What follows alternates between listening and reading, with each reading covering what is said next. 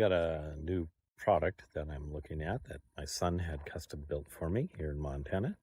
I figured I'd show it to you. We're still working on getting it to work on my application, but it's a fully wraparound tarp that covers my cooking area and all the way around to this side of the truck. Just really a big enough area to, if I wanted to, I could set a couple of chairs up under here to stay dry, a place where I can be cooking. So, remember, it's not done yet. So our first thing that we did was mount in-channel brackets. They match up with these D-rings, which are sewed into the fabric. We're going to change clips to a smaller clip, so these just clip like this. They're actually on the way, the clips that I got. But in the meantime, we're just hanging with those. But so those are all then set in place. So all I have to do is roll the tarp out, and that goes around, and I clip it in place in seconds.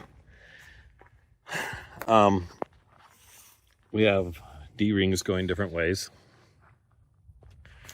That comes all around to this side. The thing that I've been trying is to try to see how many poles I actually need to make it super sturdy in a rainstorm or a windstorm. And so just for sunshade, you can set it up with 3 poles. One in this corner, one in that corner, and the one on that corner.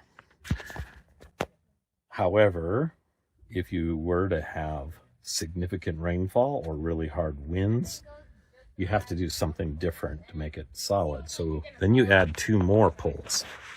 And we add a pole here and a pole here, and it'll actually dump the rain off it now the way it is. So so we're not completely done. I'll show you one of the things that we're using. We're using ratcheting ropes, which is pretty easy. You pound your stake in and clip to it, clip to this, zip, there you go, your pole's tight. And the thing is I only had 4 of these, so I'm using bungee cords and other things on other ones right now. These poles were different poles we had for a different application that we just are using as we try it out. This is actually the first time it's been set up. Of course, we're in Montana. This is a private camping area that on land that we have access to. That's a summer camp for my church, and then we can come up here when there's no camps going on and just camp. And so that's what we do. It's beautiful. But I'll show you the quality of this. This double stitched, everything was made. This is made of reversible fabric. The idea with using the reversible, as you can see, I have clips on this side too. All I do is turn this around, and I can put my awning. I can put the awning on the other side of my truck. So in this case, the ladder works good here. But maybe you're camping somewhere where the ladder isn't really going to work on this side of the vehicle, and it has to be on the other side of the vehicle. All I have to do is when I hook it up, clip it on the other side, the other way, and ta-da! It's probably not going to get tried out for rain today. I don't think we're going to get any rain out of the clouds. So we may get some wind yet. We've had a little wind blowing around. I'll keep you informed on it as it goes along. The company that made it is right here. And we'll give them credit. They're going to be interested in seeing how this idea works out. These they made 2 of these. I think they're the first 2 that they've made like this. So, you know, any of the input or feedback we have is good. This fabric is actually what they use for boat covers. So it's a real heavy-duty fabric. It's not tarp. It's really thick. It still rolls up fairly small bundle, and we can stick it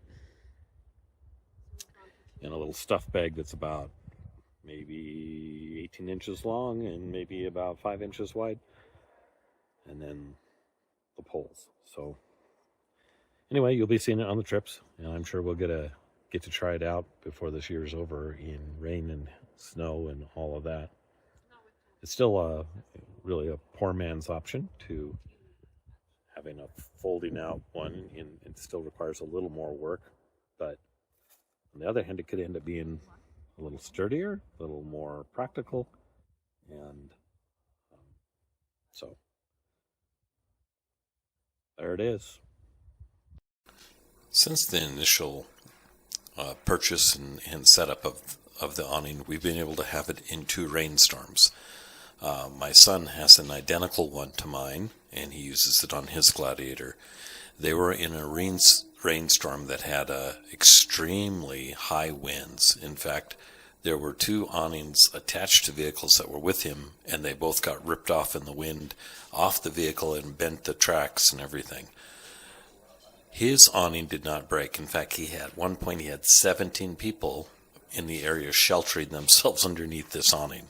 It's not very big, so you can imagine they were packed, but it actually was holding up to the wind, and it was dumping like 2 inches of bucket load rain, and it held up. I also, as you'll see in this next video, got to have mine exposed to about 20 or 30 mile-an-hour winds in just a typhoon-like wind that was pulling other tarps and throwing them around. And with the poles staked down, mine shed all of the water, and it remained dry, and there was no panic with it. So my initial thoughts, although it has not been tested in snow yet, is that it's going to hold up really, really well.